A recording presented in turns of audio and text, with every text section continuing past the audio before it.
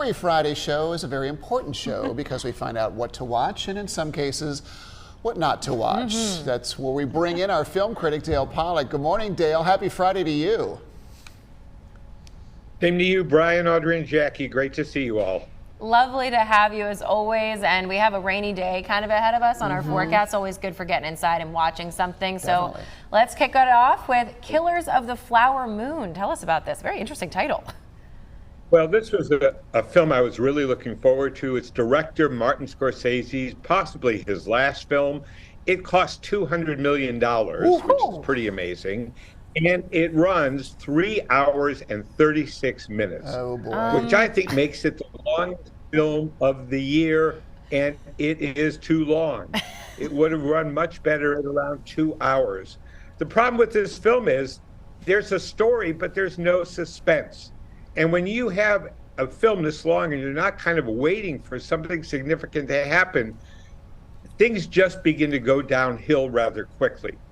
And Leonardo DiCaprio has really grown up. You wouldn't recognize him between Titanic and this film. He's very much in his middle age, and on the wrong side of that middle age, I would say.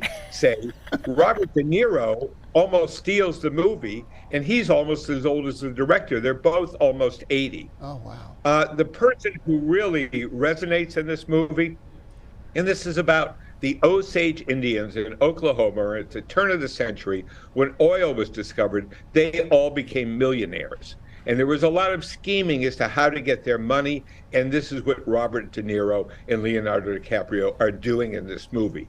The center of the film is a Blackfoot tribe member, Lily Gladstone, who is amazing in this film, and in my mind steals the movie.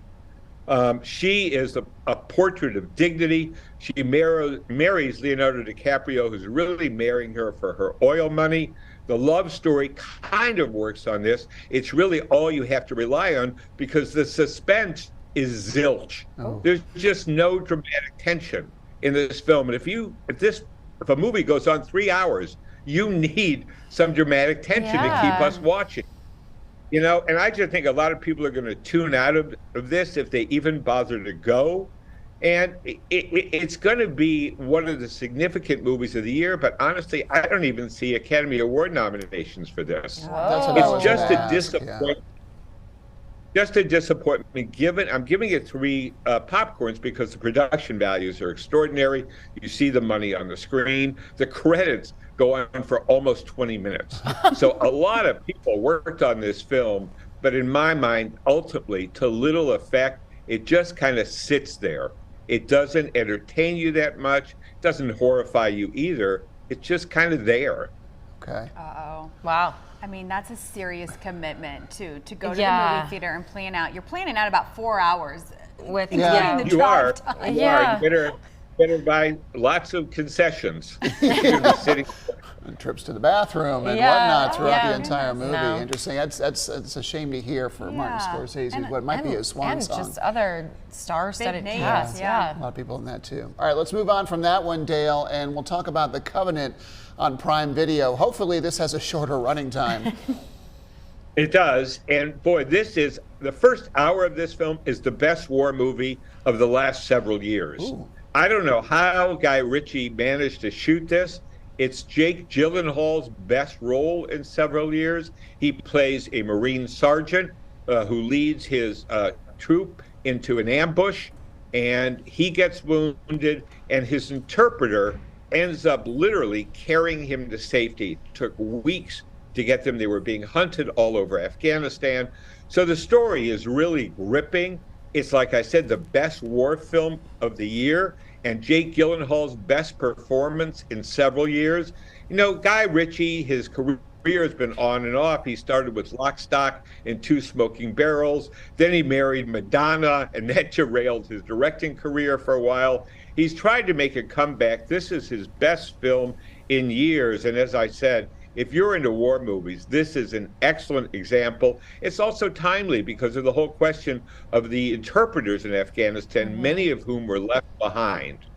And this film is literally about bringing them to America. Okay. And I found it inspiring. It was very affecting. And like I said, extremely well made.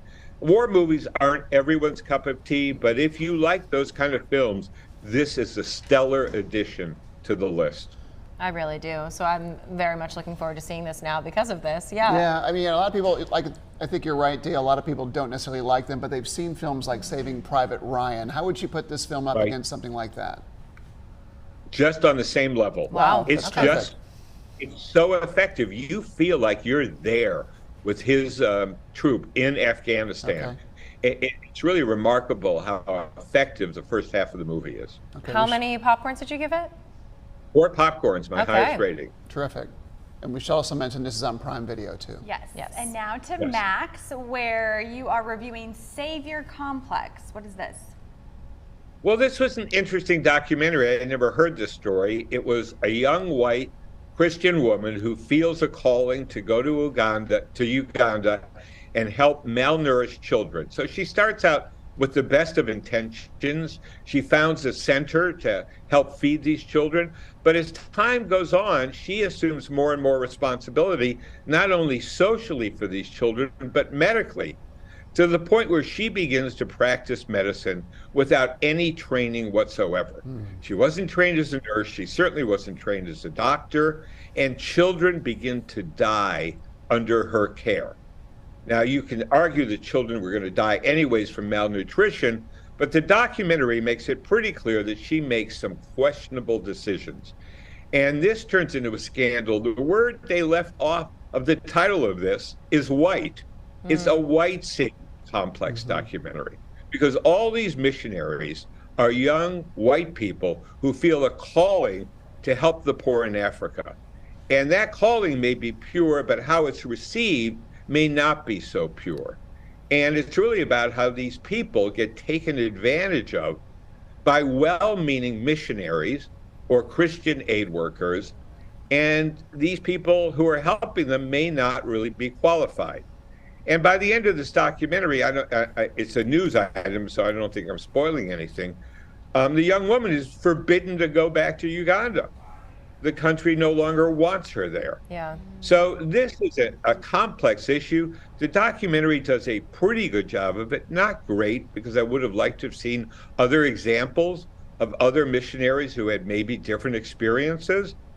But this really exposes a certain kind of person who feels it is their calling to save people, whether those people want to be saved by them or not.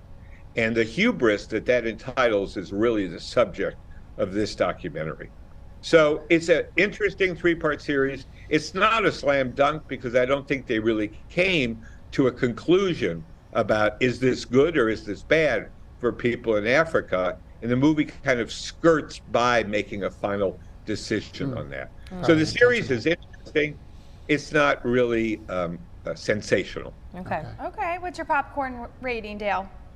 3 popcorns. 3. Okay. Okay, not bad. Yeah, pretty good on 3 episodes. I'm glad they didn't try to stretch it to 6. It would have been too thin. Yeah. All right. Well, thank you so much, Dale. Here are those titles one more time for you.